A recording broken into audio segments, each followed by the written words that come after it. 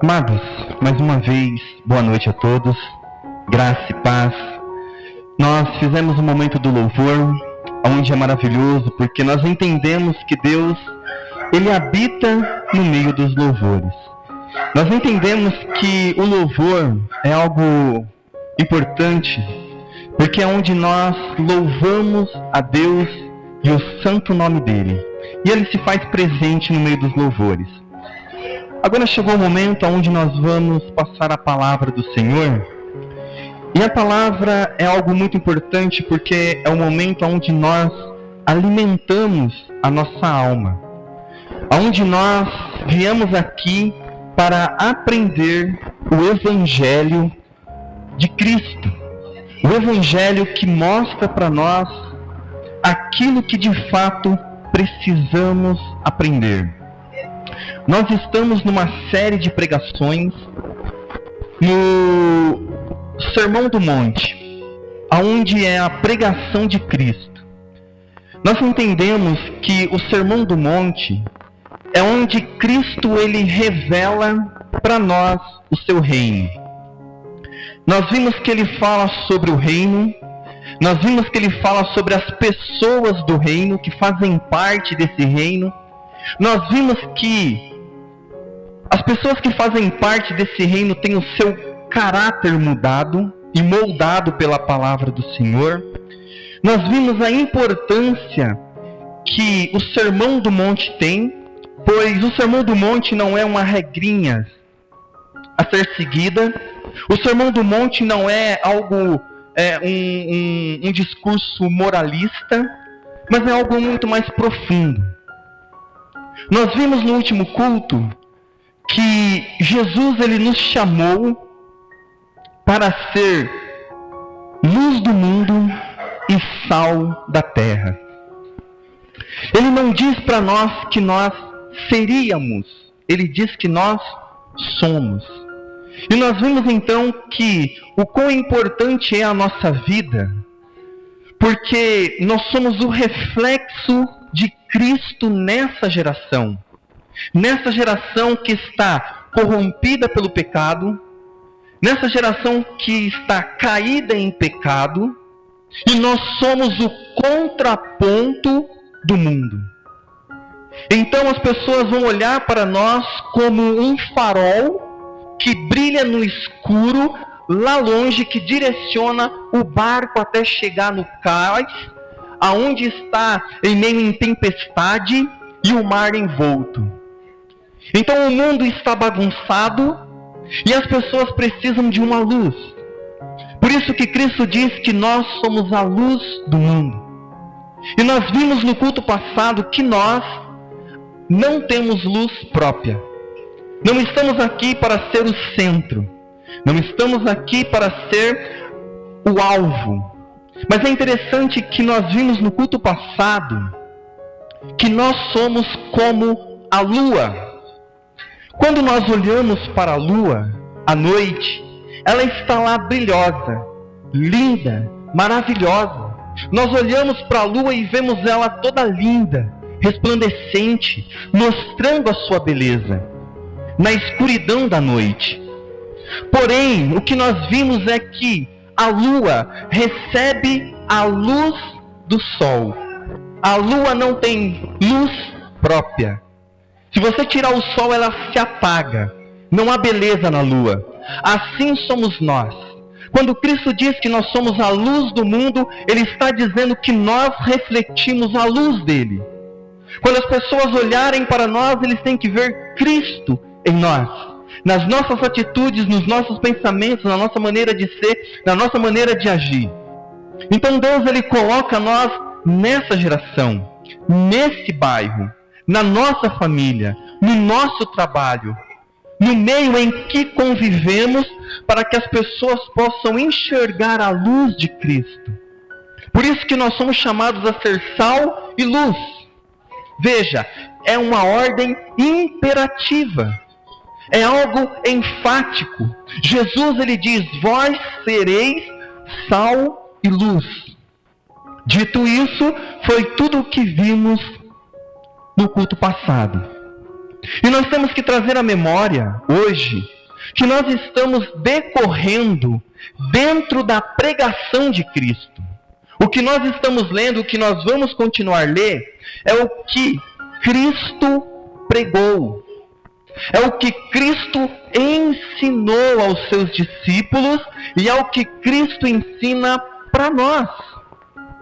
Então é algo direcionado à nossa vida.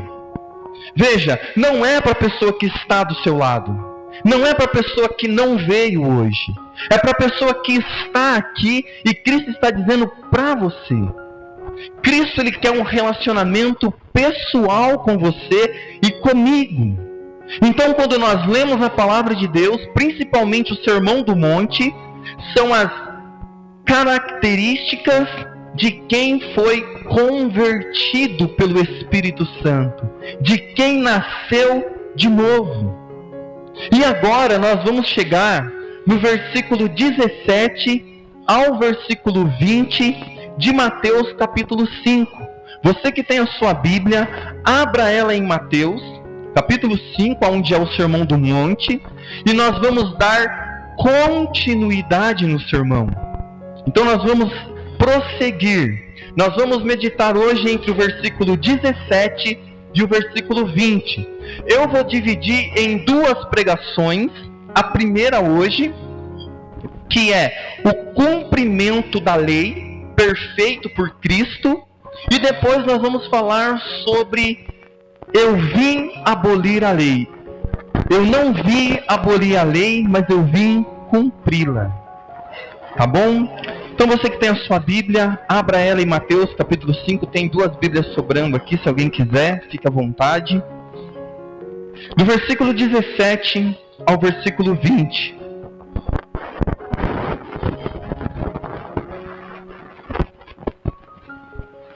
Aleluia. Aleluia. Amém? Diz assim a palavra do Senhor: não penseis que vim abolir a lei ou os profetas. Não vim abolir a lei, mas cumprir. Pois em verdade lhes digo que, até que o céu e a terra passem, de modo nenhum desaparecerá da lei nem o menor traço, até que tudo se cumpra.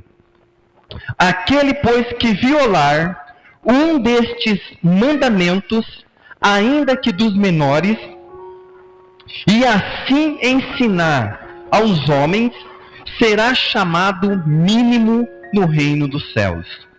Aquele, porém, que cumprir e ensinar, será chamado grande no reino dos céus.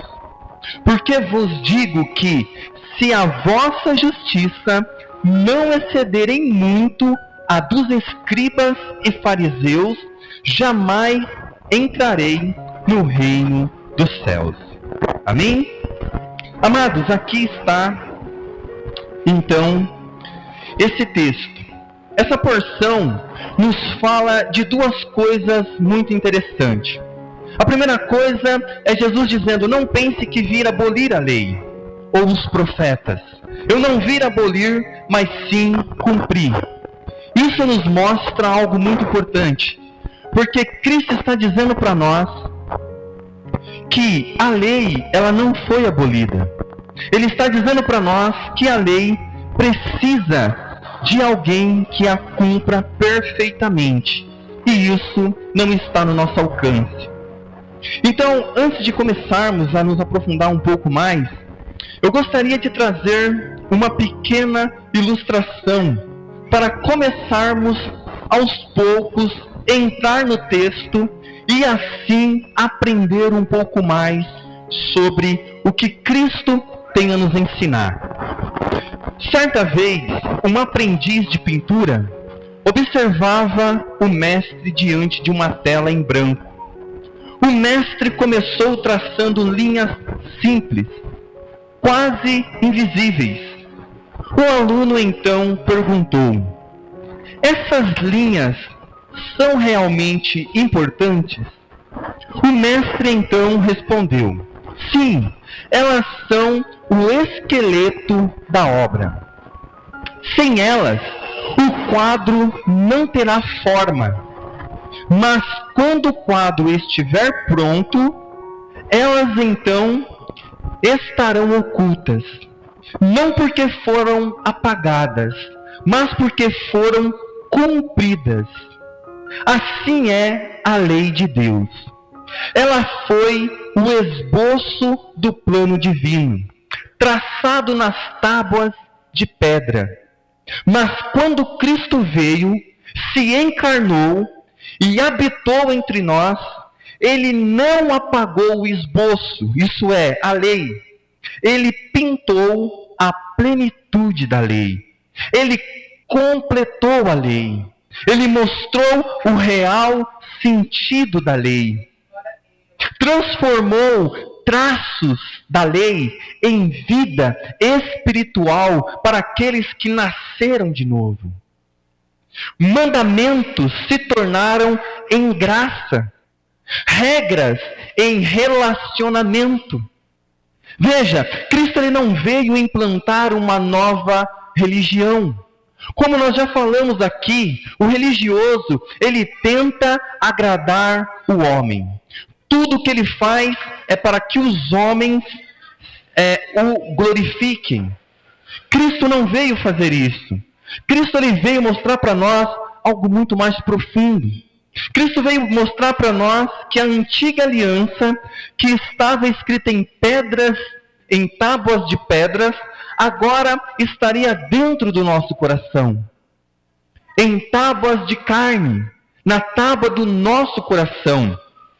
Aquilo que era externo, agora se tornou interno. Aqui está o Evangelho. Aqui está a essência da Igreja de Cristo. Não é a mudança externa. Cristo não está preocupado com o exterior. Cristo está preocupado com o interior, com o seu caráter. Não com aquilo que você faz, mas com aquilo com que você é. E isso é maravilhoso. Então, amados, Cristo ele vai dizer assim: não pensem que vim abolir a lei ou os profetas. Eu não vim fazer isso.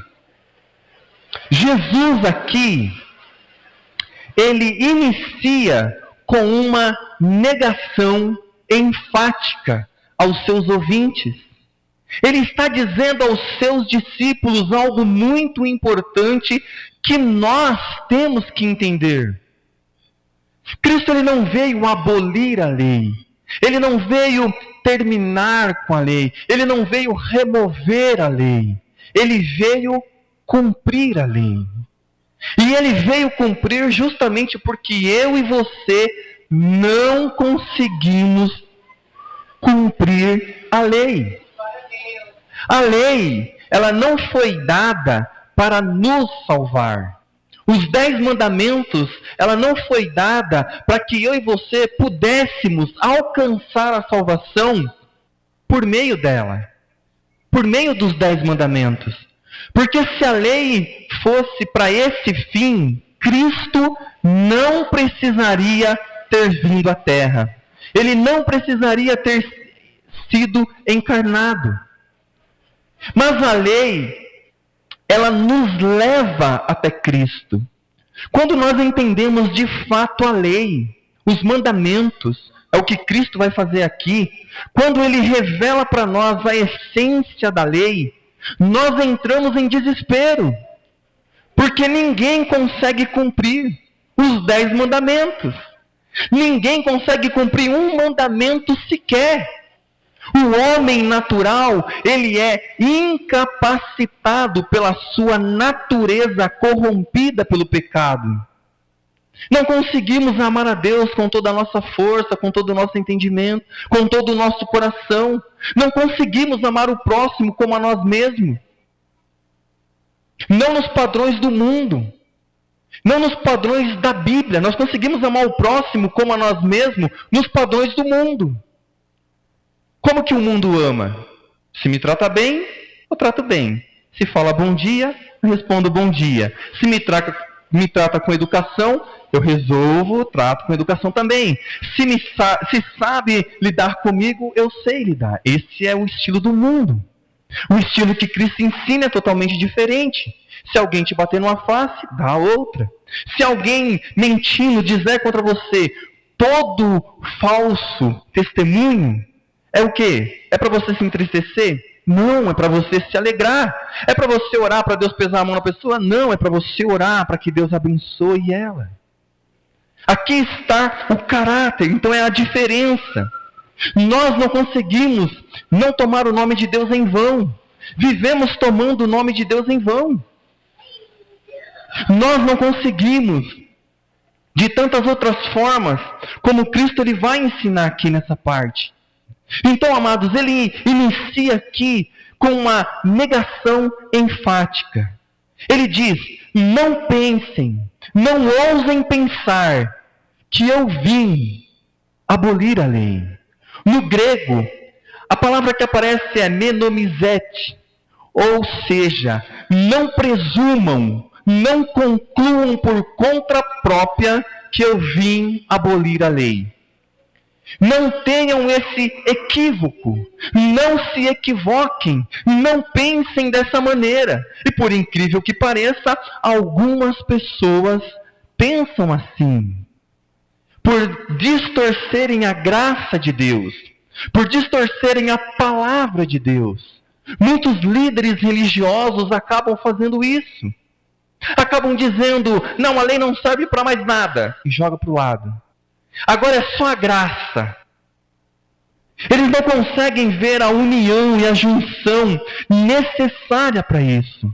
Por isso que aqui nós temos que nos lembrar que é as palavras de Cristo. Ele mesmo disse: não pensem, não presumam, não concluam por conta própria. Os escribas e fariseus acreditavam que ele estava quebrando a lei. Mas na verdade, ele estava revelando o seu verdadeiro sentido. E infelizmente a maioria dos cristãos hoje em dia não conhecem a lei. Não conhecem o sentido real da lei. Não sabem para que os 10 mandamentos foram dados.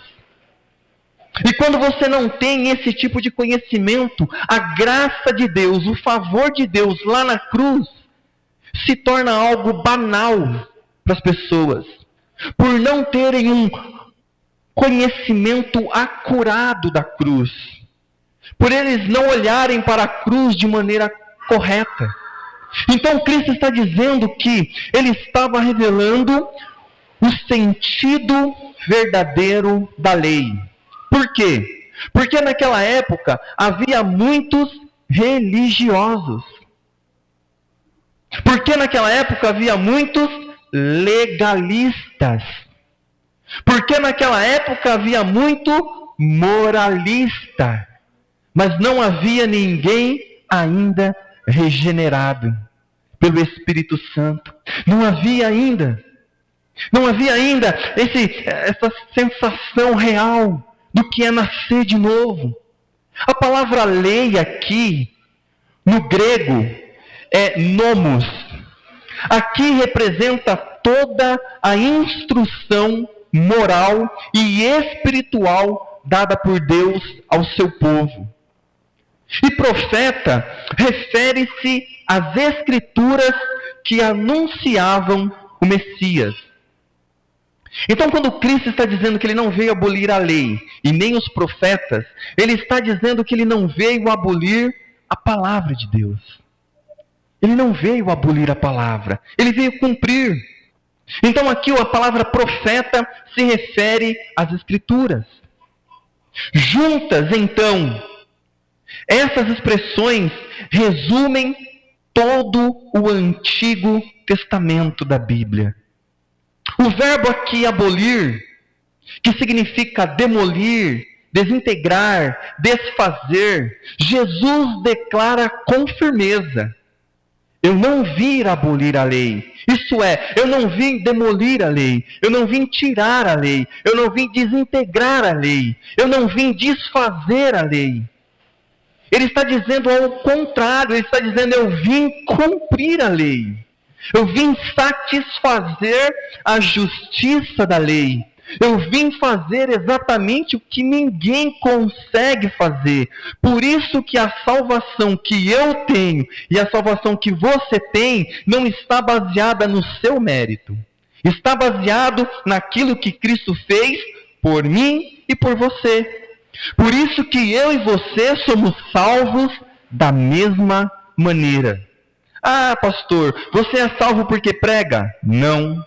Você é salvo porque vem para a igreja? Não. Você é salvo porque ora?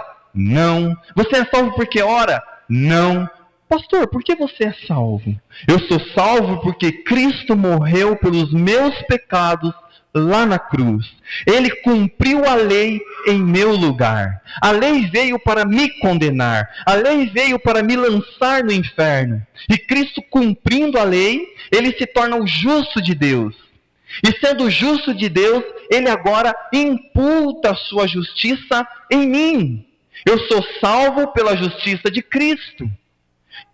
Pastor, então por que você prega? Porque eu amo a Cristo. Eu não posso me calar. Pastor, por que você ora? Porque eu amo estar na presença de Deus e falar com Ele. Pastor, por que você medita na palavra de Deus? Porque elas são palavras de vida eterna. Você está vendo? Eu não faço nada disso para ser salvo. Eu não faço nada disso para pertencer ao céu. Eu já sou do céu. Eu já pertenço a Ele. Você também. Por isso nós vivemos dessa maneira. Por isso que o nosso testemunho de vida, por isso que a nossa caminhada na fé é unicamente para a glória de Deus. Já não há mais uma necessidade de cumprir alguns rituais. Eu não sou salvo por aquilo que eu faço, mas eu sou salvo por aquilo que Cristo fez. E assim todos nós somos igualados no meio da salvação. Então ele diz, eu não vim abolir a lei, mas vim cumprir. Isso é, trazer a plenitude completa do propósito da lei. Veja que maravilha. Ele não veio para anular os mandamentos, mas para encarnar a sua essência. Olha que interessante. A lei dizia assim, não matarás. Cristo revelou, a raiz do assassinato é o ódio no coração. Olha que interessante. Ele diz assim, a palavra de Deus, os 10 mandamentos, não matarás. Os religiosos daquela época falavam assim, eu não matei ninguém.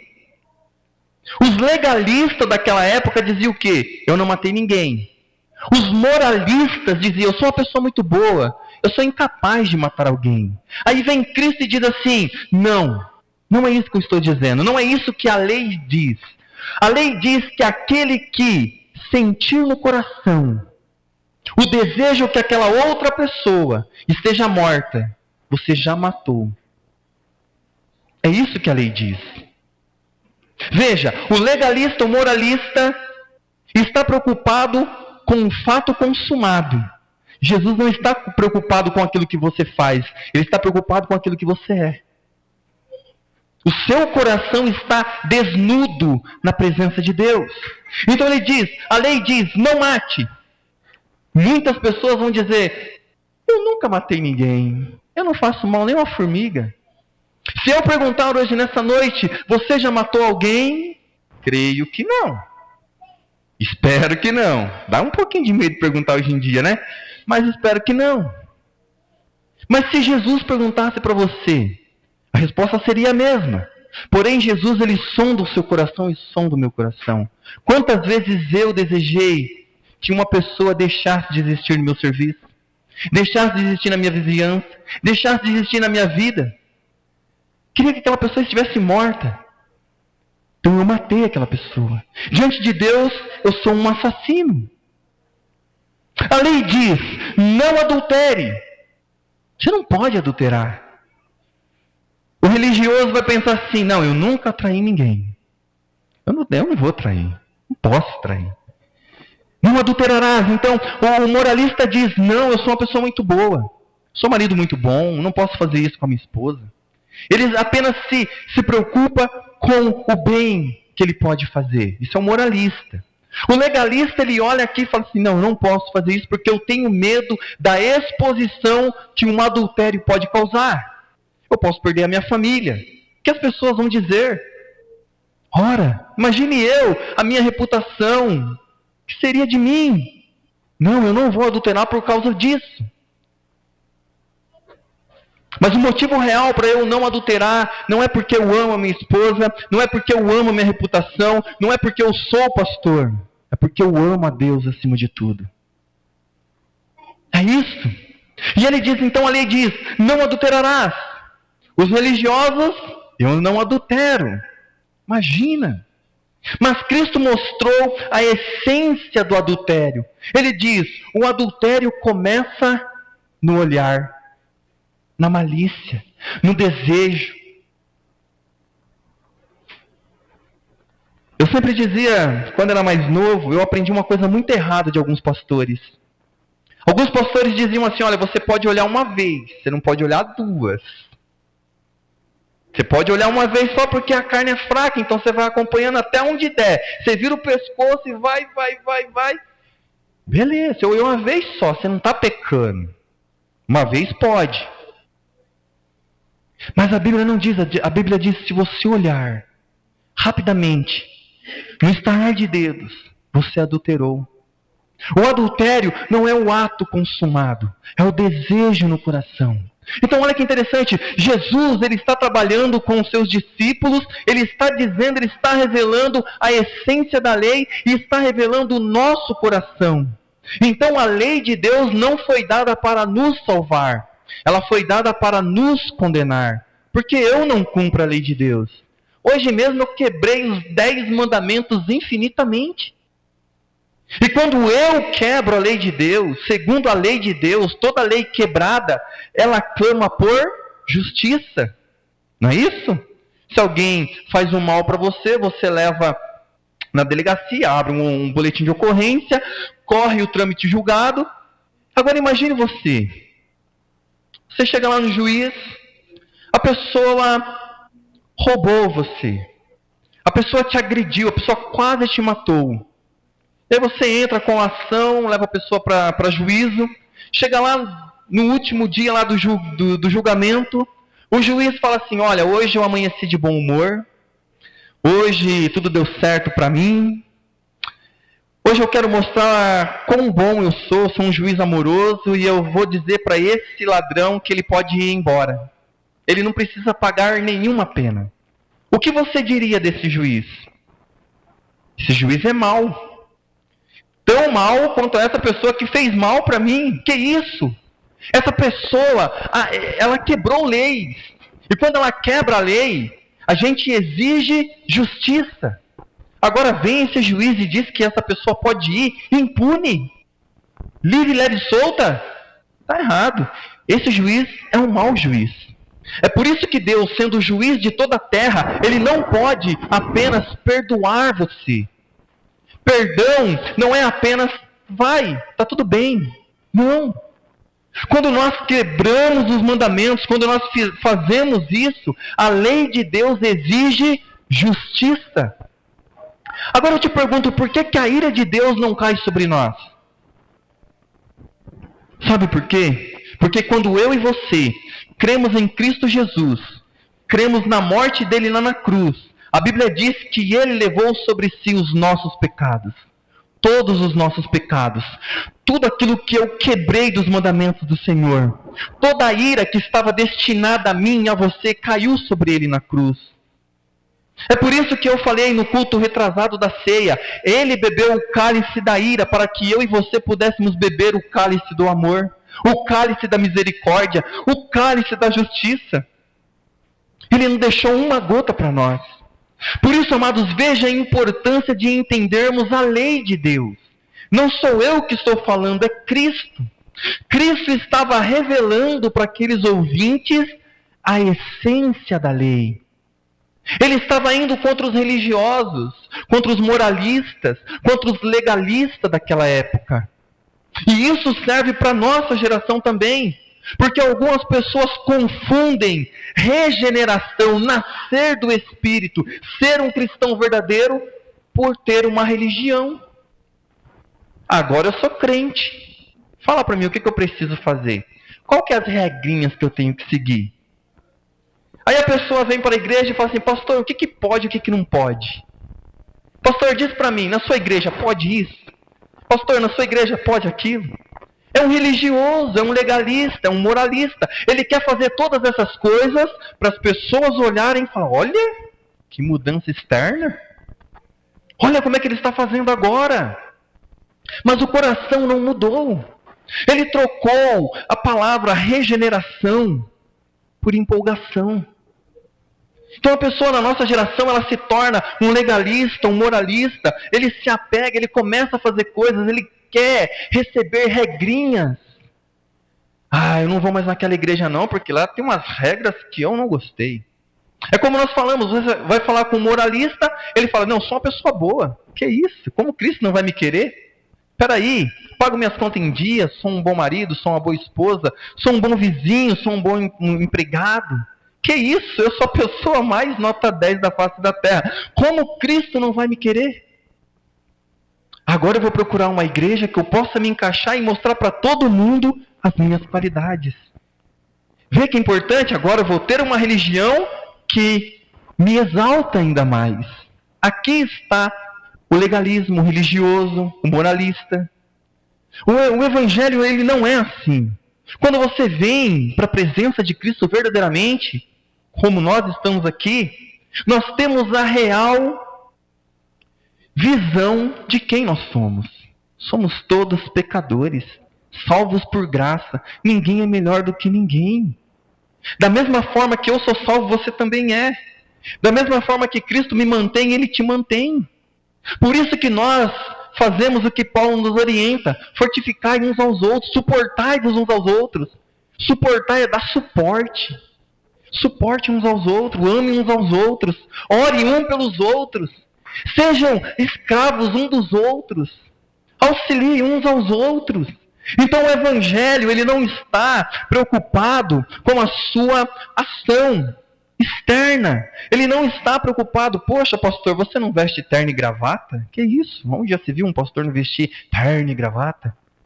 Como se terno e gravata fosse papel de santidade. Os maiores bandidos do nosso país estão em Brasília e usam terno e gravata. Então eu não estou preocupado com a aparência, estou preocupado com o interior. É isso que Cristo nos diz. Então a lei diz, não matarás. A lei diz, não adulterarás. Amados, Agostinho de Hipona, ele diz assim, o Novo Testamento está oculto no Antigo, e o Antigo é revelado no Novo. E quando nós entendemos isso, quando o Evangelho nos alcança, quando o Evangelho, a palavra de Deus, nos transforma, nos faz uma nova criatura, agora tudo isso se torna claro para nós. E nós então conseguimos entender agora a essência da lei. Para que a lei foi dada? Para que os mandamentos existem? Os mandamentos funcionam como um termômetro. Ele mostra que você está com febre. Você coloca ali o termômetro, acusou, o que você faz? Fica feliz? Não, o que você faz?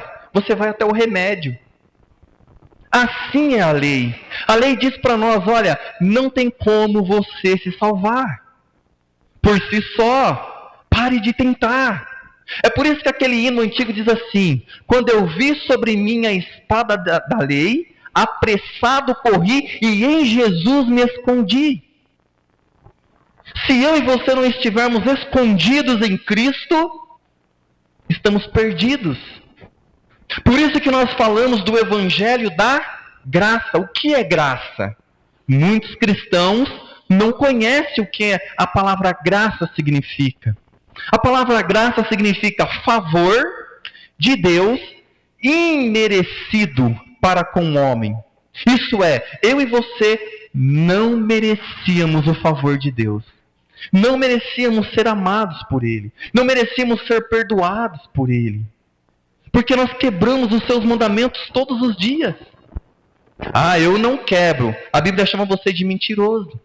Porque a Bíblia diz, olha, aquele que diz que não peca, faz de Deus um mentiroso. Eu peco todos os dias. A nossa briga agora é todos os dias nos arrepender nos pés do Senhor. Arrependam-se e creiam no Evangelho. A palavra arrependam-se está no presente. Isso é, eu me arrependo hoje. O meu arrependimento de ontem não conta. Quanto tempo nós não choramos mais na presença de Deus pelo pecado? Ah não, eu quando me converti eu chorei muito. Parecia um bebê. Chorava. 20 anos se passou, e agora? Não, agora eu tô nota 10, eu chorar na presença de Deus. Nem pecado eu tenho. Se procurar muito, tem ali um negocinho, mas ainda com uma meia hora de conversa consigo dobrar Deus. Ó, Deus, eu só fiz isso porque a pessoa fez aquilo. Se a pessoa não tivesse feito, eu não tinha feito também. Tá vendo como é que eu sou bom? Eu não consigo me ajoelhar diante de Deus e falar, Senhor, cria em mim um espírito reto e um coração puro. Senhor, não retires de mim o teu espírito. Senhor, eu quero ser como o Senhor é. Me conforma a tua imagem. Não para que os outros me exaltem, mas para que o meu estilo de vida glorifique a Ti. E para que eu seja a luz. E para que eu seja o sal. É para isso que nós prosseguimos aqui. No versículo 18, ele vai dizer assim: até que o céu e a terra passem.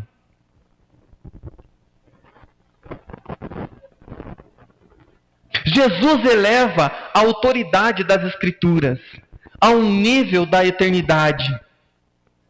Nem o menor traço desaparecerá da lei, até que tudo se cumpra. O termo traço aqui, traduzindo do grego, queraia, o menor marca gráfica do alfabeto hebraico, equivalente a um simples acento em uma vírgula. Sabe aquele risquinho que tem em cima ali? Ele diz que nenhuma vírgula, nada daquilo se perderá. Ou seja, nenhum detalhe da palavra de Deus é irrelevante. A palavra de Deus, ela toda é para o nosso proveito. Por isso que há um grande peso e uma seriedade para quem prega a palavra de Deus. Eu não posso chegar aqui, abrir a Bíblia e falar o que eu quero, o que eu penso, o que eu acho. Não posso. Sabe por quê? Porque tudo que está escrito aqui vai continuar. Então a palavra de Deus, ela não está sujeita à minha interpretação. A palavra de Deus não está sujeita ao meu achismo. A palavra de Deus, ela é autoridade sobre a minha vida. A palavra de Deus é ela quem dita o que eu tenho que ensinar para a igreja. A igreja de Cristo, ela tem que estar familiarizada com a palavra de Deus para ver se o que eu estou falando aqui, de fato é a palavra de Deus. Por isso que a Bíblia diz, julguem a profecia. Isso é, julgue a pregação. Vê se esse pastor está falando verdadeiramente a palavra de Deus. Ah, não toque no ungido do Senhor, isso não existe. Isso é invenção da nova geração, para que pastores possam fazer o que querem, para que pastores possam distorcer a palavra de Deus, para que pastores possam conduzirem a noiva do Senhor como uma prostituta, para que pastores possam fazer da casa do Senhor a sua própria casa. E aí quando a coisa entorna, eles dizem, não toquem no ungido do Senhor. Não é isso que a palavra de Deus está dizendo. Por isso que há um grande peso para quem prega a palavra de Deus, e há um peso maior para quem ouve, porque não consegue discernir a palavra do Senhor, o que é verdade e o que não é verdade. Então a palavra aqui, ela é elevada a um nível de autoridade eterna.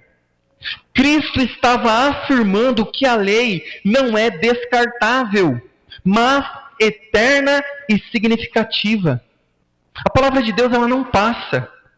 A Bíblia vai dizer que passarão os céus e a terra, mas a palavra do Senhor não há de passar.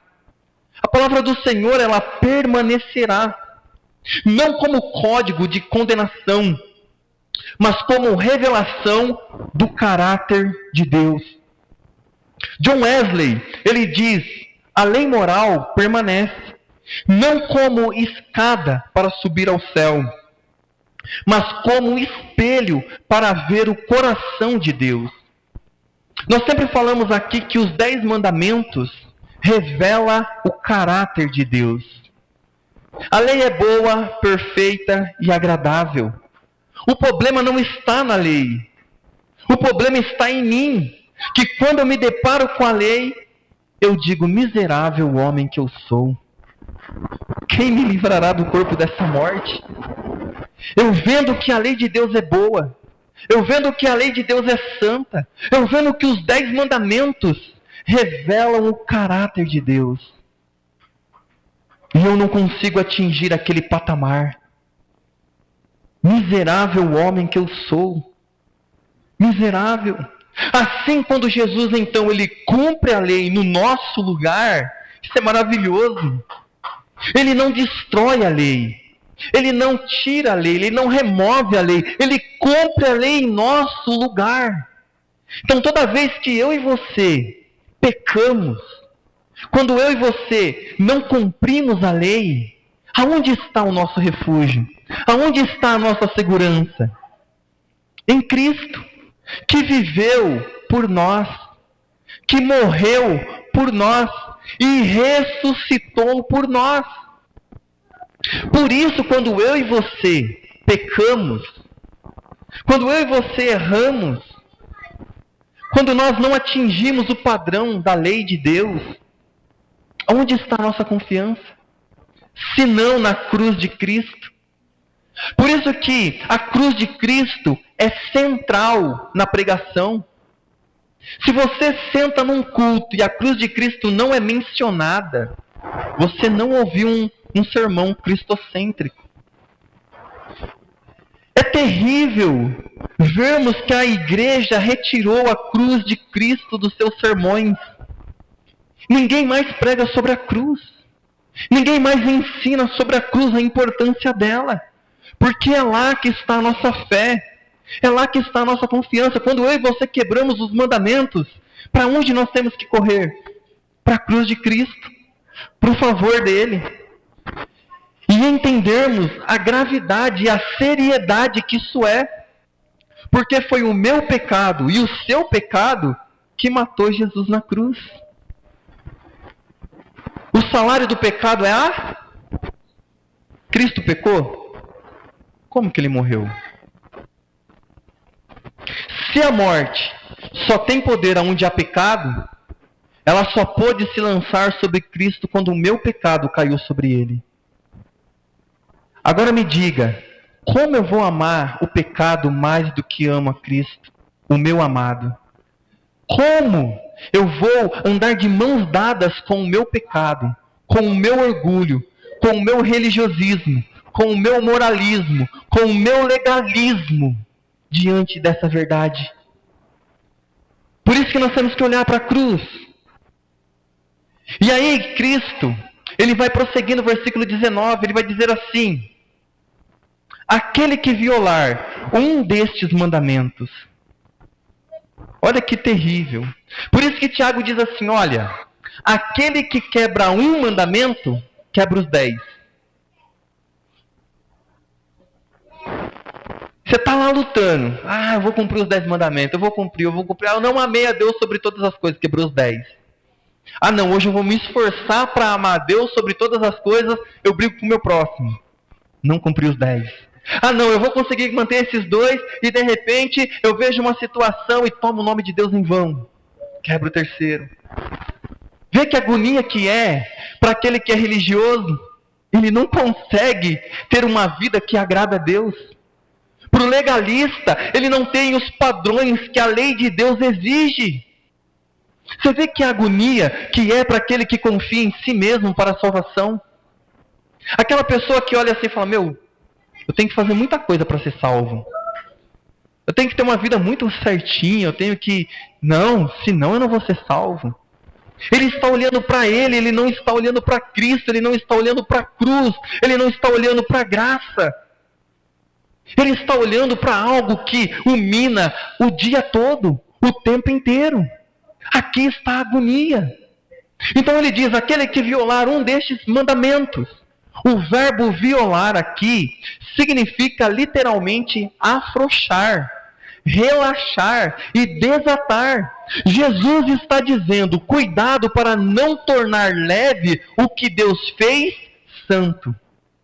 E não é sempre assim que nós tratamos a palavra de Deus? Nós sempre queremos abaixar o nível de exigência de Deus até que nós possamos adorá-lo, mas aí ele já não é o Deus da Bíblia. As pessoas dizem assim, não, um Deus assim, quem que vai servir um Deus assim? Um Deus que manda pessoas para o inferno? Que isso? Meu Deus, não pode. Nós já falamos sobre isso aqui. Poxa vida. Deus foi muito rígido com Adão e Eva. Foi só um pedacinho ali do fruto. Foi só uma desobediência. Foi só algo tão leve, tão simples. Como não? Não pode. Veja, aquele que afrouxar, relaxar e desatar. Lembre-se, nós somos chamados à santidade. Lembre-se, nós somos o povo eleito, raça santa, sacerdócio real. Nós somos um povo comprado na cruz, pelo preço de sangue, e não um sangue qualquer, mas o sangue santo do Filho de Deus. Aliás, o único Filho de Deus, o unigênito, ele derramou toda a sua vida por nós, por resgate de nós. Veja o padrão que é exigido. E aqui, amados, então nós conseguimos ver a diferença daquele que nasceu de novo. Porque a Bíblia diz isso. A Bíblia diz, pelos frutos reconhecereis os meus discípulos. E pelos frutos você vai saber quem é religioso, quem não é, quem é moralista, quem é legalista. O problema é que essas pessoas acham que podem. E aqui ele está dizendo, olha, não é para dizer que essas coisas deixou.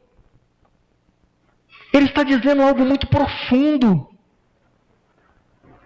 Ele está dizendo, olha, quando eu digo que é para amar a Deus sobre todas as coisas, é para amar a Deus sobre todas as coisas. Quando ele diz, ame o próximo como a si mesmo, ele está dizendo, ame ao próximo como a si mesmo. E como eu falei, essas coisas aqui, amados, não é para o mundo. Ele não está falando para o mundo, ele não está falando para quem não nasceu de novo, ele não está falando para quem não tem o Espírito Santo. Ele está falando para aquele que nasceu de novo, para aquele que nasceu da cruz. Ele está falando para pessoas que são nascidas de novo, são cheias do Espírito Santo. Ele não está falando para pessoas que desconhecem Cristo como Senhor. Ele está falando para pessoas que o chamam de Senhor verdadeiramente. Ele está dizendo, olha, o que é para ser, então será. É como eu estou dizendo. Jesus está dizendo, cuidado para não tornar leve o que Deus fez santo. Jesus ele diz assim, olha, vinde e aprendei de mim, que sou humilde e manso. Tomai sobre vós o meu jugo. Aprendei de mim, porque o meu jugo é leve e é suave. Mas veja, há um jugo. O que é um jugo?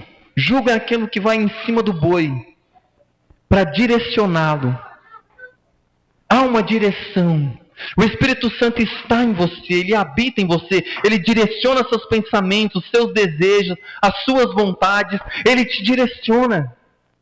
Não para você ser salvo, não é isso, porque você já é salvo. Você já é cidadão do céu. Cristo está falando aqui com pessoas que já são cidadãos do reino de Deus, vivendo aqui na terra. Nós não nos tornaremos santos quando entrarmos no céu. Nós já somos santos aqui. Nós já vivemos sobre esse regimento. Cristo já é o nosso rei. Ele já é o nosso Senhor. Na cultura de então, os mestres discutiam quais mandamentos eram os maiores ou os menores. Cristo destruiu essa lógica, ensinando que todo mandamento tem valor espiritual, até mesmo o menor. Carregar peso eterno, pois revela um aspecto do caráter divino. Jesus, ele acrescenta o seguinte: quem os cumprir e ensinar será chamado grande no reino dos céus. A palavra de Deus é para viver, irmão. É como nós falamos. Existem os filhos de Deus, existem os filhos do diabo e existem os hipócritas que querem ser os dois ao mesmo tempo. Não dá. Não dá. Ou você é filho de Deus e vive pela direção do Espírito Santo, ou você não vive. É simples assim. É um relacionamento. Então ele acrescenta isso: quem os cumprir e ensinar que deve viver dessa maneira será grande. Não basta só ensinar. Eu posso chegar aqui e falar um monte de coisa bonita e não viver nenhuma delas. E aí? Amem o próximo. E eu mesmo passo longe de amar o próximo. Aonde? Camarada me trata mal, eu trato mal mesmo. Se me odiar, eu vou odiar o dobro. Mais ainda. E aí? Eu posso ensinar, eu posso chegar aqui e falar um monte de coisinha bonita para vocês. Ó, tem que viver assim, tem que viver assim, assim. E o religioso fala o quê? Quais as regras, pastor? As regras. Quais são as regras da igreja? Eu quero saber. Pode cortar cabelo, usar brinco, pode isso, pode aquilo. Pastor, eu quero as regras. Quais as regrinhas que eu tenho? Que daí eu cumprindo as regrinhas, as pessoas vão ver que eu mudei exteriormente. Pastor, não usa gravata, terno, não tem que mudar essas coisas para mostrar para todo mundo que eu sou crente? Não. Pastor, quais são as regrinhas? Ah, pastor, aqui não tem regra? Ah, então não quero. Vou procurar uma igreja que tenha regrinhas. Porque daí eu posso crescer e mostrar para as demais pessoas que eu cumpro regras. Mas nós estamos falando de caráter. Nós estamos falando de santidade. Nós estamos falando de pessoas que nasceram de novo. É isso que Jesus está dizendo. Jesus está dizendo que nós devemos ensinar e viver. Pastor, e quando você não viver? Ore. Ore pela vida do pastor, que ele é tão pecador quanto você. Lembra que eu falei? Eu e você somos salvos da mesma maneira. Por graça. Se eu chegar lá, será graça. E se você chegar lá, será graça também. E quando nós chegarmos lá no céu, nós vamos ver tantas pessoas que chegaram lá por graça. E aqui está a coisa mais maravilhosa. Que ninguém vai chegar lá no céu e falar assim: olha, eu sou melhor do que tal pessoa, por isso estou aqui. Não. Entraremos pela mesma porta. Essa porta é Cristo. É Cristo. Ele diz: eu sou o caminho, a verdade e a vida. Ninguém vem ao Pai senão por mim. Se eu e você entrarmos no céu, é por Cristo. Não tem. Então, amados, ele diz isso. Charles Spurgeon, ele vai dizer: não é eloquência do pregador que mede a sua grandeza, mas o quanto a sua vida confirma o que os seus lábios ensinam. Oh, aquele pastor, ele prega bonito demais. Ele dá uns glória que estremece ali. Oh, ele faz umas coisas interessantes. Aquele pastor é... E a vida dele? Como é que ele trata a esposa? Como é que ele trata os filhos? Como é que ele é? Fala aí. É assim. Não importa a minha eloquência. Porque eu posso chegar aqui e fazer um teatro. E aliás, a nossa geração está cheia de bons atores. Sim. Eu não estou aqui para falar uma coisa que eu não vivo dentro da minha casa. Eu não estou aqui para falar uma coisa que eu não vivo no meu serviço. É isso que nós temos que entender. Eu posso chegar aqui e falar muitas coisas e não viver nenhuma delas. Eu posso chegar aqui como os líderes religiosos lá antigamente e colocar um caminhão de leis para você seguir. E ai de você se você não seguir. Aí eu te coloco de banco, te excluo da igreja, você não toma ceia, eu faço um escarcéu na sua vida. Porque eu sou melhor do que você. Eu posso fazer isso. Te coloco de banco, disciplina, faço isso, faço aquilo. Eu coloco um monte de regras para você servir, eu posso. Eu posso fazer isso. Mas isso não é viver o Evangelho, não é pregar o Evangelho. E para encerrar, não vai dar tempo, meu Deus do céu, eu estou com 2 minutos aqui só. Se a vossa justiça não exceder, olha o que ele está dizendo. Se a vossa justiça não exceder, aqui está o clímax do ensino de Cristo. Os fariseus eram os modelos de santidade da sua época. Quem aqui gostaria de ser um fariseu na época de Cristo? Você sabe o que era um fariseu? Você sabe como eles viviam? Talvez você se identifique, não se assuste. O fariseu, ele ia para a igreja todos os dias. Não perdia um culto. O fariseu dava dízimo de tudo que ganhava. O fariseu jejuava 2 vezes na semana. Quantas vezes nós jejuamos? O fariseu, ele cumpria a lei, os 10 mandamentos perfeitamente. Os 10 mandamentos ali eles tentavam, e as outras leis também. Isso é o fariseu. Então, ser fariseu naquela época é você ser a nata da religião. É você olhar para aquela pessoa e falar assim: se aquela pessoa não entrar no céu, ninguém mais aqui entra. Porque ele faz tudo.